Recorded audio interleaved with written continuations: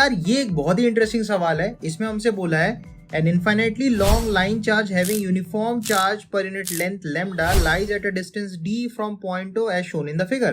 तो हमारे लिए एक पॉइंट O है, उससे d दूरी पे एक यूनिफॉर्म लाइन चार्ज रखा हुआ है। यहाँ पे भी ये d दूरी पे है और ये इन्फाइनाइटली लॉन्ग एक वायर है, ठीक है। इसमें लैम्डा यूनिफॉर्मली चार्ज डेंसिटी दे रखी है। क्वेश्चन है बोल रहा है determine the total electric flux through the surface of sphere of radius r centred at O resulting from this line charge. इस लाइन की वजह से अपन को जो भी फ्लक्स इस स्फेरिकल गॉसियन सरफेस में से जा रही है वो निकालना है, ये क्वेश्चन है बोला है। अब अपन को दो केसेस उसने पूछे हैं, एक केस जब r is less than d और एक दूसरा केस है when r is greater than d। r मतलब उस स्फीयर का रेडियस। अब सबसे पहला केस समझो। सबसे पहला केस अपन को बोल रहा है जब r लेस देन d है, मतलब स्फीयर छोटा है और ये दूरी उस रेडियस से बड़ी है, ठीक है। इस केस में आप सोच सकते हो इस लाइन चार्ज से जितनी भी फील्ड लाइन ऐसे ऐसे गुजरेगी, राइट, वो सारी की सारी इस स्फीयर में से गुजर जाएगी। जितनी अंदर घुसेगी उतनी बाहर भी निकलेगी, तो नेट फ्लक्स आप बोलोगे जीरो हो जाएगा इस केस में। तो पहले केस का answer r is less than d वाले का आंसर जीरो हो जाएगा, बिकॉज जितनी फील्ड लाइन एंटर करेगी उतनी एग्जिट भी कर जाएगी, राइट। अब नेक्स्ट जो केस है वो थोड़ा इंटरेस्टिंग है। अब इसमें क्या बोल रहा है कि इस लाइन चार्ज का कुछ पार्ट यहाँ फंसा हुआ है। तो हमको गॉस लॉ क्या बोलता है भैया?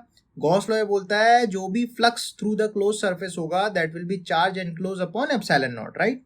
तो आप सोचो ये जो लाइन चार्ज यहाँ फंसा है, कितना चार्ज फंसा है वो निकाल लूँ तो मेरा फ्लक्स आ जाएगा Q enclose upon epsilon not से। तो यहाँ पे कितना चार्ज फंसा है उसको निकालने के लिए मैं इसकी डेंसिटी इनटू लेंथ मल्टीप्लाई कर दूं जो फंसी है अंदर, ये कॉर्ड की लेंथ, तो उससे अपना आंसर आ जाएगा, राइट। तो मैं बोलूंगा ये जो यहाँ से लेके यहाँ तक फंसी है, तो उसके लिए मैं थोड़ा कंस्ट्रक्शन कर लेता हूँ। देखो ऐसे करके मैंने ज्वाइन किया, यहाँ से भी ज्वाइन कर लेते हैं, ठीक है। अब मैं बोल सकता हूँ ये एक आइसोसेलेस ट्राइंगल बन गया, ये दोनों साइड्स बराबर है रेडियस के, राइट। तो अगर ये r है, ये वाला भी r हो जाएगा, है ना। अब मैं देखो ये साइड निकालना चाहता हूँ, अगर मुझे ये साइड निकल गई तो उसका डबल कर दूंगा, ये पूरी लेंथ आ जाएगी, तो वहां से अपन चार्ज निकाल लेंगे। तो ये d है, ये r है, तो मुझे ये वाला साइड चाहिए, तो पाइथागोरस लगा के आप सीधा सीधा निकाल सकते हो। तो ये वाला जो फंसा वाला पार्ट है that will be equal to under root r square minus d square, hypotenuse का स्क्वायर माइनस परपेंडिकुलर का स्क्वायर, तो बेस आ जाएगा, ठीक है।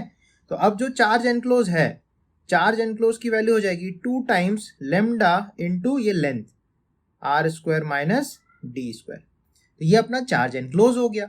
अब सीधा सीधा गॉस लॉ लगा दो, फ्लक्स बराबर charge enclose upon epsilon not.